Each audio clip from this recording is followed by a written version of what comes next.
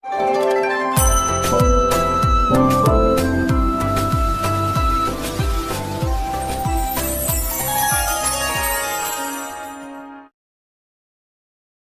जगन्नाथ मु दिवाकर दास आपण मानक प्रणाम करुचे 11 मार्च रे बृहस्पति चलन बृहस्पति शुभ दृष्टि क्यों राशि मान पड़ो आपण मैंने जदि देखी ना आम चैनल को जाई वीडियो करे देखीदेवे भक्त बंधु से राशि मान भितर भाग्यशाली राशि अच्छा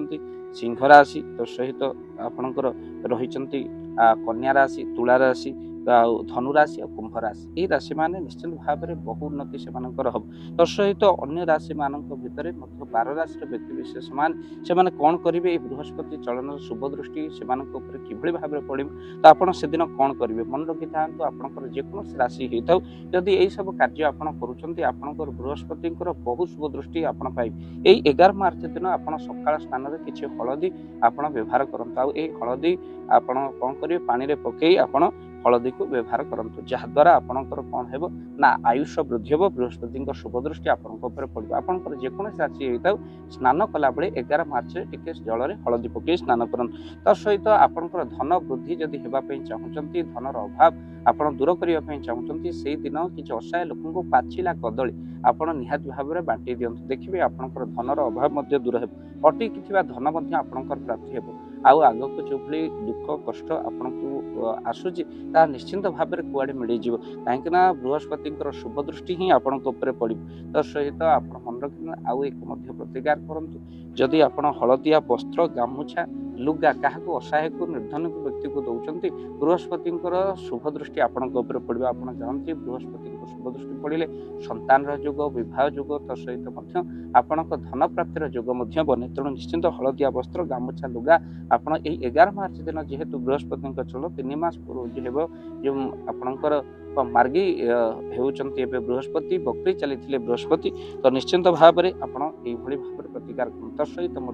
कदली गचरे किसी आप पिला जब पाठ पढ़ुना चमत्कार प्रभाव पड़ो गोटे दिन आप कदली गच मूल टे सफा कर पिला हस्त निज हलदी पा जो पिला पाठ पढ़ुनी निहाती भाव में किसी हलदी खोली दिंतु गोटे दिन आप कर दिंतु बृहस्पति उद्देश्य प्रणाम कर कदली गच हलदी पा पिला हस्त से गच मूले दिंतु तो सहित आपण यही दिन ठार पिला तकिया परिवर्तन कर हलदिया तकिया आप पिला जो शोचन जो पिला पाठ मन रखुना बृहस्पति शुभ दृष्टि निहाती भाव में पड़ो तो सहित हलदिया तिलक आपड़ से दिन निहाती भाव धारण करूँ वीडियो आप जो मैंने देखुं 11 मार्च दिन जब आप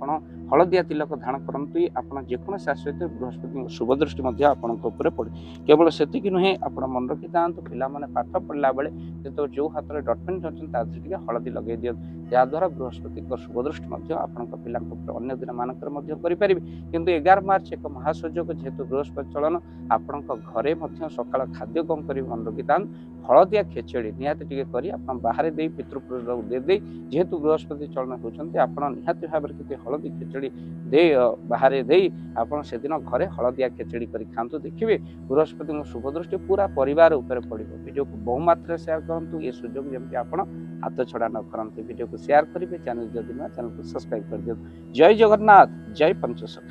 जय जगन्नाथ धन अर्जन धर्म करी धर्मे प्राप्त नरहरि आपण उपार्जित धन को जदि धर्म कार्य लगेगा चाहूँगी किसी असहाय असुस्थ व्यक्ति पाखे आम प्रतिदिन पहुँचू आउ कि सहयोग करूँ जदि आपणकर से गुंडुची मूषा भली दान से कार्य लगे चाहूँगी